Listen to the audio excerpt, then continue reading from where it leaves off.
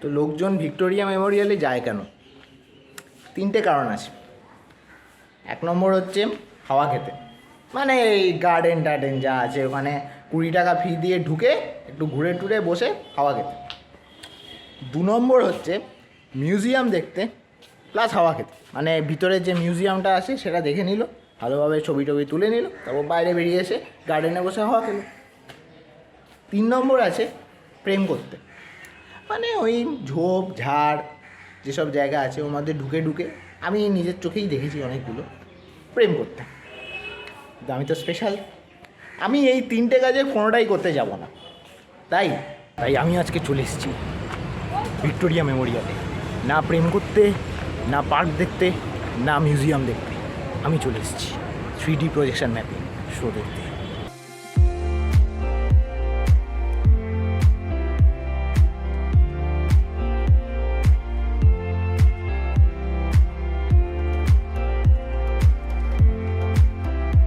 এখন এই 3D projection mapping show তো ফ্রি নয়, দেখতে গেলে টিকিট কাটতে হবে। টিকিট দুভাবে কাটা যায়, একটা হচ্ছে অনলাইনে আর একটা হচ্ছে অফলাইনে। প্রথমে অফলাইনেরটাই বলি, অনলাইনেরটা আমি শেষে বলছি। অফলাইনে টিকিট কাটতে গেলে আপনাকে যেতে হবে সেন্ট পলস ক্যাথেড্রালের উল্টো দিকে যে ভিক্টোরিয়া মেমোরিয়ালে ঢোকার গেটটা আছে সেখানে অফলাইন টিকিট ইস্যু হচ্ছে। টিকিটের দাম মাত্র 100 টাকা। এই ছবিটা দেখতে পাচ্ছেন, এই ছবিতে দেখুন টিকিটের দাম লেখা আছে প্লাস শো টাইমে সব কিছুই লেখা আছে। সেইখানে গিয়ে আপনারা ফিজিক্যালি আপনার বা আপনার পরিবারের মেম্বার বন্ধুবান্ধব সবার জন্য টিকিট গিয়ে নিয়ে আসতে পারেন। 100 টাকা করে টিকিট পড়বে, কোনো এক্সট্রা চার্জ লাগবে না। আর 2 নম্বর হচ্ছে অনলাইনে কিভাবে কাটবেন। ভিক্টোরিয়া মেমোরিয়ালের একটা অফিসিয়াল ওয়েবসাইট আছে, সেই ওয়েবসাইটে যদি যান ওপর দিকে দেখবেন একটা ফ্লোয়িং ট্যাব যাচ্ছে, সেখানে লেখা 3D প্রজেকশন ম্যাপিং শো। সেই ট্যাবে যদি ক্লিক করলে একটা পিডিএফ খুলবে, সেই পিডিএফে 2টো স্লাইড। ফার্স্ট স্লাইডে হচ্ছে শো ডেসক্রিপশন, মানে সেখানে লেখা আছে কীভাবে মানে কোন টাইমে শো হবে, কোন কোন দিন হবে। সাধারণত ওয়েডনেসডে, স্যাটারডে আর সানডে এইরকম 3টে শো অর্গানাইজ করেছে একই টাইমে, একটা 6:30 থেকে আর একটা 7:15 থেকে। 3টে ডিফারেন্ট ল্যাঙ্গুয়েজে হবে, এক দিন 2টো করে ডিফারেন্ট ল্যাঙ্গুয়েজে শো হবে। তো সেখানে একটু তলায় গেলে দেখবেন একটা বুক মাই শোয়ের ইউআরএল দেওয়া আছে। সেই বুক মাই শোয়ের ইউআরএলটা কিন্তু ভ্যালিড না, মানে ওই ইউআরএলে ক্লিক করলে এই টিকিট আপনি বুক করতে পারবেন না। তাহলে কীভাবে করবেন? নিচে ডেসক্রিপশন বক্সের ফার্স্ট লিঙ্কটা হচ্ছে এই 3D প্রজেকশন ম্যাপিং শো বুক করার লিঙ্ক থ্রু বুক মাই শো। এই লিঙ্কটা আমি কোথা থেকে পেলাম না, পেয়েছি ইনস্টাগ্রামের এই অ্যাকাউন্টটা থেকে। এটা মানে ভিক্টোরিয়া মেমোরিয়ালের অফিসিয়াল অ্যাকাউন্ট কিনা আমি ঠিক বলতে পারবো না, কেননা আমি জানি না। এইখানে গিয়ে আমি একটা লিঙ্কে ক্লিক করে দেখলাম, হ্যাঁ একটা লিঙ্ক আসছে, সেটা বুক মাই শো এর লিঙ্ক। সেখান থেকে আমি নিজের জন্য টিকিট বুক করলাম। বুক মাই শো থ্রু টিকিট যদি বুক করেন তাহলে এক্সট্রা 17 টাকা 70 পয়সা পড়ছে। সেটা হচ্ছে ওরা ইন্টারনেট হ্যান্ডলিং চার্জ বলে একটা চার্জ নিচ্ছে। কিন্তু টিকিট কনফার্ম হবে, একটা টিকিট আসবে, সেইটা স্ক্যান করে আপনাকে প্রেমিসেসের ভিতর শো এর দিন ঢুকতে হবে। সেই লিঙ্কটায় যদি ক্লিক করেন তাহলে এইরকম একটা পেজ খুলবে মোবাইলে। সেই পেজে গেলে আপনারা যারা বুক মাই শো এর টিকিট বুকিংয়ের সাথে ফ্যামিলিয়ার তারা খুব ইজিলি টিকিট বুক করে নিতে পারবেন। আর যারা মনে করছেন যে বেকার কেন 17 টাকা 70 পয়সা আমি দিতে যাবো, তারা ফিজিক্যালি গিয়ে ক্যাথেড্রাল রোডের যে এন্ট্রেন্স গেটটা আছে সেখান থেকে টিকিট কালেক্ট করে আনতে পারেন। আর ওই গেটটাই কিন্তু এন্ট্রেন্স গেট, মানে আপনি টিকিটও যেমন ওখান থেকে কালেক্ট করবেন, শো এর দিন কিন্তু ওটাই এন্ট্রি গেট। ওখান দিয়েই আপনাকে ঢুকে শো এর ওখানে যেতে হবে, অন্য কোনো গেট কিন্তু খোলা থাকবে না, এটা মাথায় প্লিজ রাখবেন। তো এই ছিল টিকিট বুকিংয়ের প্রসেস। জানি না কতটুকু হেল্প হলো এই ক্লিপটা দেখে। তো এখন প্রায় টাইম হয়ে গেছে, এবার বেরোনোর পালা। তো চলুন বেরিয়ে পড়া যাক এবং দেখা যাক কীরকম শোটা হয়। আর ভিক্টোরিয়া মেমোরিয়ালের যে অফিসিয়াল ওয়েবসাইট আছে তার লিঙ্ক আমি নিচে ডেসক্রিপশন বক্সে দিয়ে রাখলাম। যদি সেই লিঙ্কে ভিজিট করে দেখতে চান তাহলে অনায়াসেই সেখানে ভিজিট করে দেখে নিতে পারেন, জেনে নিতে পারেন শো টাইমিংস, শোয়ের সময় এবং আরও যদি কিছু জানতে চান সেই সব। তো ফাইনালি আমি বেরিয়ে পড়েছি, I am on my way. আর হ্যাঁ, যথারীতি আমাদের বাড়ির সামনের এই রিক্সা স্ট্যান্ডে রিক্সা পাওয়াটা হচ্ছে লটারি পাওয়ার মতো, মানে রিক্সা কখনোই থাকে না, ভাগ্যক্রমে পেয়ে গেলে বুঝবেন আপনার দিনটা খুব ভালো যাবে। সো বেসিক্যালি এই সময়টা আমি সিনেমা দেখতেই যাই, ইভিনিং শো। তো আজকে যাচ্ছে একটা অন্য শো দেখতে। সেটা একটা ফেসেডের ওপর প্রজেকশান করে শো হবে, কেন জানি না কীরকম হবে, কেননা টিভিতেই এতদিন দেখেছি এগুলো, এখন চোখের সামনে দেখাটা অন্যরকম ব্যাপার হবে আর কি। তো দেখা যাক কেমন হয়, আর চেষ্টা করবো দেখাতে, কতটা দেখাতে পারবো জানি না, কেন মোবাইলের ক্যামেরা। সো লেটস গো। এই যে ক্যাথেড্রাল রোডের যে গেটটা আছে, যেটা দিয়ে এটার এন্ট্রি, সেই গেটটা ঠিক পরে রবীন্দ্র সদন আর ময়দান স্টেশনের মাঝখানে। তো আপনারা যে কোনো একটা স্টেশনেই নামতে পারেন। আর নর্থ কলকাতার দিক থেকে যারা আসছেন তারা নামবেন, বেটার হবে ময়দান স্টেশনে নামলে। আর সাউথের দিক থেকে যারা যাচ্ছেন তারা যদি রবীন্দ্র সদনে নামে তাহলেও ওকে, আর ময়দানে নামলেও ওকে, কেননা দুটো স্টেশনের ঠিক মাঝখানে এটা পড়ে। আর হ্যাঁ, যেটা বলার ছিল হচ্ছে এই গেটটা দিয়ে কিন্তু এন্ট্রেন্স, অন্য কোনো গেট দিয়ে ঢুকতে দিচ্ছে না। যদিও ভুল করে অন্য কোনো গেটে চলে যান, প্লিজ এই গেটটা এসে মুভ করে যাবেন।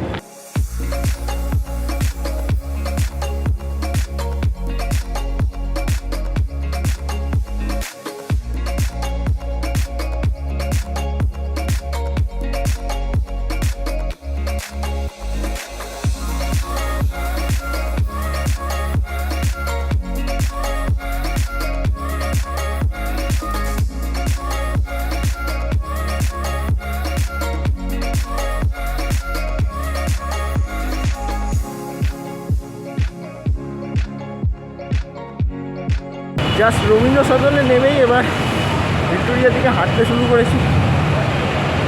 মেট্রোর সামনে মোমো বিক্রি করছিল, মোমোর গন্ধে জিভে জল এসেছিলো, কিন্তু খাইনি, একদম খিদে নেই। কিছুক্ষণ 3:30 বাজে তখন লাঞ্চ করেছিলাম, সেই জন্য।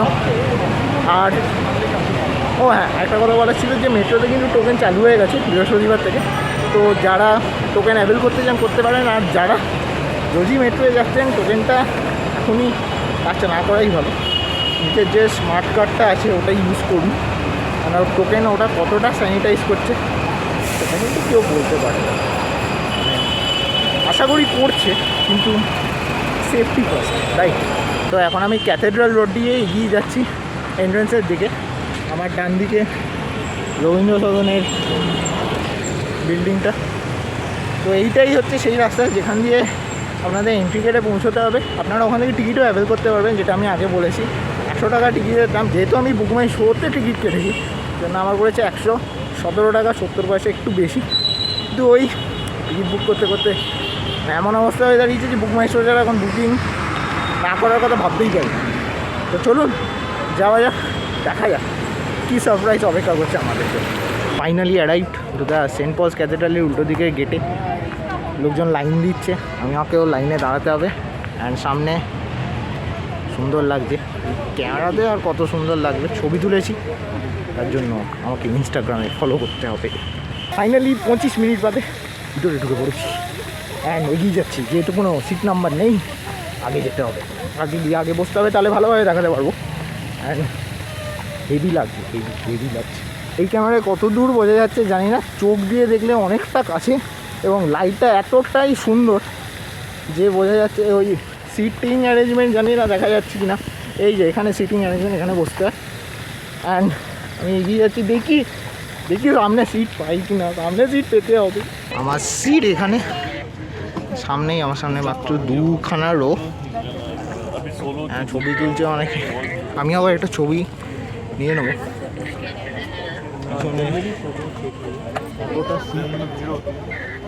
আশা করি ভালোভাবে দেখাতে পারলাম। এই যে এখানেই যত কীর্তি হবে।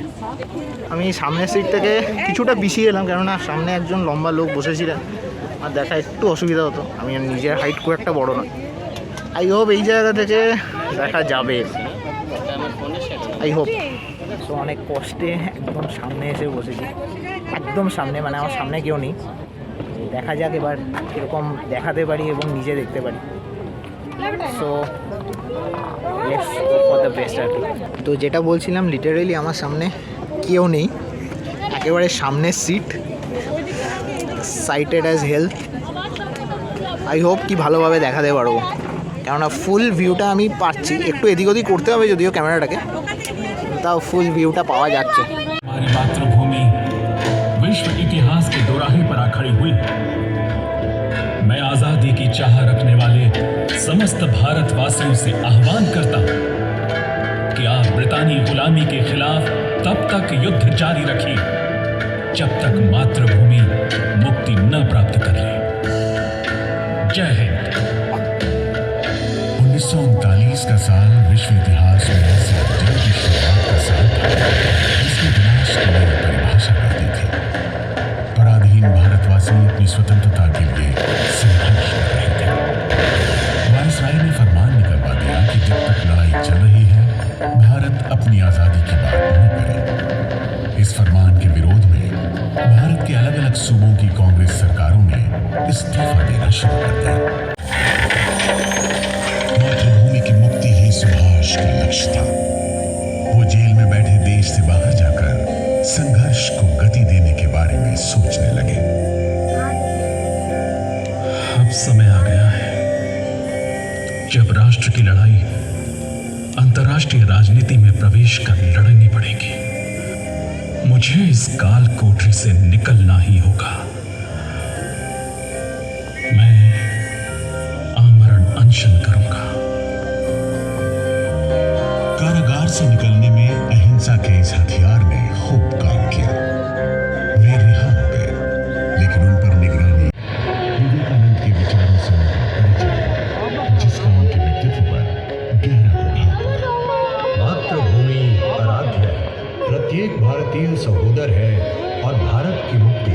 सुभाष दुविधा में जरूर पड़े, लेकिन पिता के आदेश को ना नहीं कह सके और समुद्री जहाज से इंग्लैंड के लिए रवाना हो गए। सुभाष अपनी मातृभूमि कैम्ब्रिज का सत्र आरंभ हो गया था। रेडियो में दाखिला मिल गया। सुभाष जी जान से जुट गए और ICS की परीक्षा पास कर ली। मन को फिर बुलंदी आ गई। मन की बात सुनो या पिता के आदेश पर चलो। मातृभूमि मुझे बुलाती है।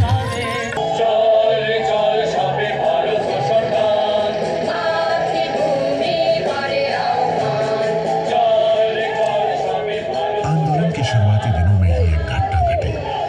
प्रिंस ऑफ वेल्स के भारत दौरे का विरोध किया जा रहा था। सुभाष पूरे उत्साह से लगे थे।